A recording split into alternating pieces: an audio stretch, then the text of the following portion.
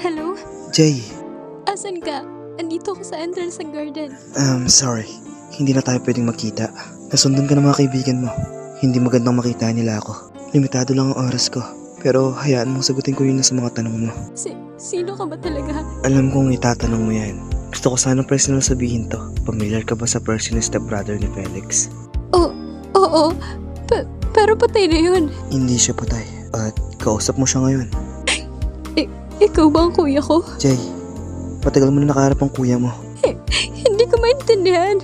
Jay, niloloko ko ng mga tao sa paligid mo. Wala ako sa lugar para sabihin. Percy! Asan ka na ba? Bitawan mo nga ako. Anong nangyari sa'yo? Ba't ko umiiyak?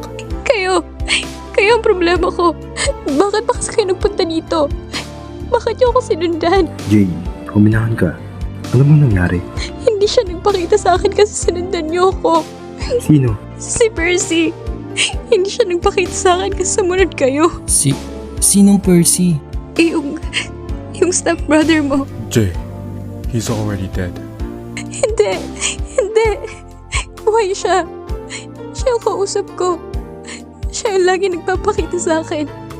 Kulay-blue yung mata niya.